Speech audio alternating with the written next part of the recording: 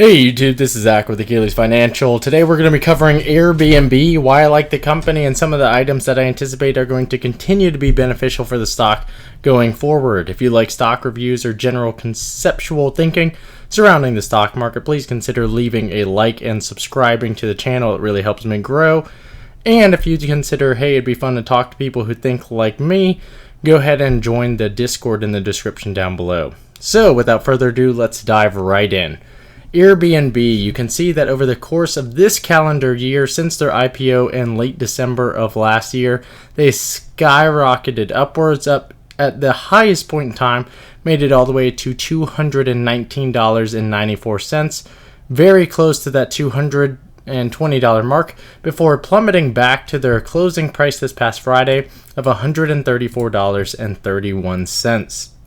This is a company that was involved in the travel space and is still involved in travel, and they went public in the same year as COVID-19 at its height, where we saw mass closing down of the entire world, as well as a huge decline in revenue for the company. So why am I looking at this company now?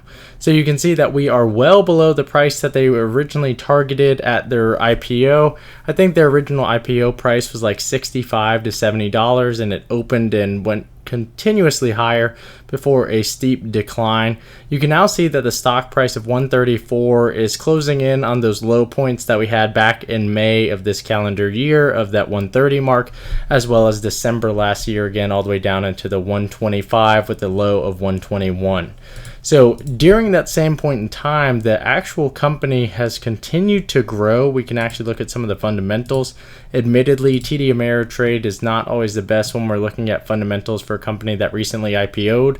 Luckily, AirBNB is large enough to where they have actually been capable and able to upload or provide a lot of historical data. But even then, you can see if we look at the annual data, we don't necessarily always have a full set of info. But overall, it's incredibly impressive. So originally, AirBNB was expecting to be profitable in 2020. Now, that was prior to 2020, and you can see that total revenue actually took a pretty significant hit, and their cost went up. So you can actually see the cost, they stayed actually about the same in terms of 2019 to 2020, but the revenue was cut in half. Remember, these are in millions of dollars, so you saw a $1.5 billion hit to overall revenue during that same point in time. From a chart perspective, you can see kind of how catastrophic that was, where they were actually losing more money than they had lost in the prior 4 years. So what we're going to be looking for going forward is, why do I like them?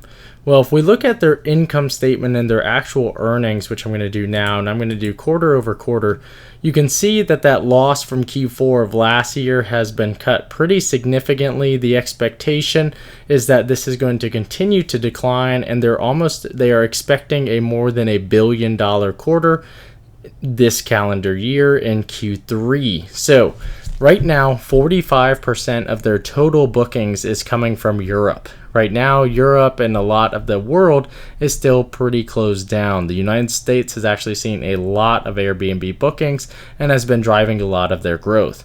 Well, right now, Europe has significantly lagged, but as mass vaccinations continue to become the reality across the world, I anticipate that Europe and the United States will continue to thrive in terms of overall bookings.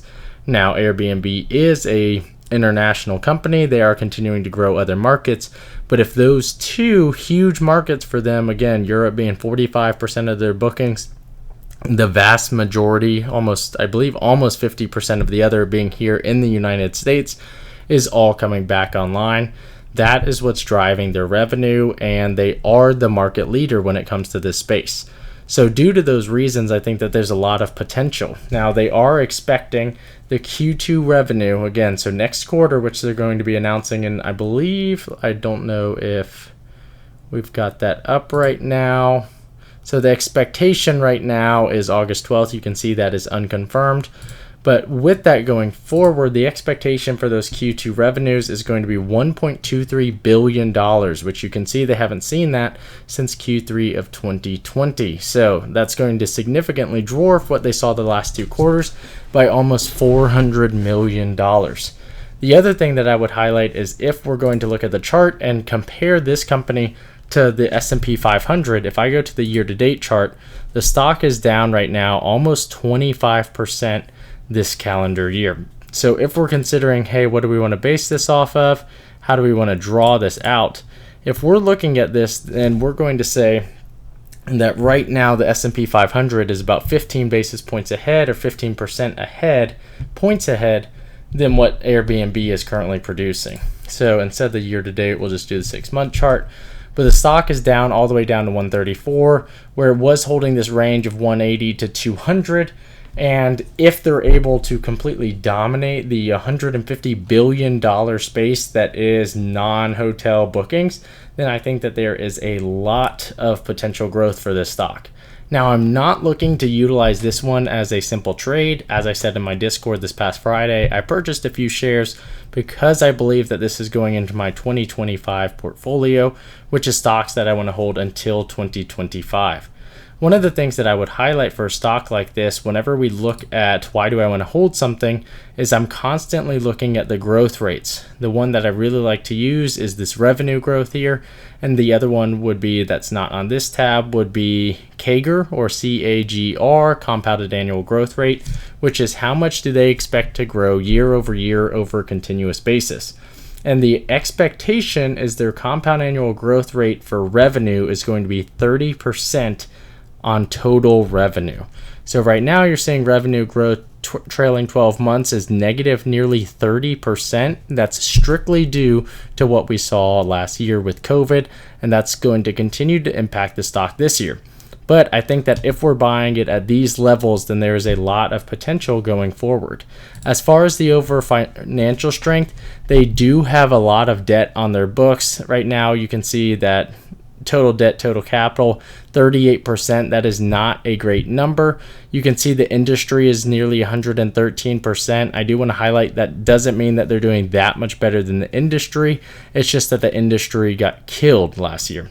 So looking at where they can go going forward, if they can continue to stop having to rely on their debt because they will be profitable, or the expectation is that they will be profitable next year, then there is so much potential for a company of this size. Keep in mind, again, this is a company that is nearly $100 billion in total market cap. So if I'm looking for a stock that I think is worth holding for the next 3 to 5 years, this is one that has heavily piqued my consideration. I've started building into a position, and I anticipate that I will continue doing so. But if you want to know when I'm buying or when I'm selling stocks, feel free to check that out in the description by joining that Discord.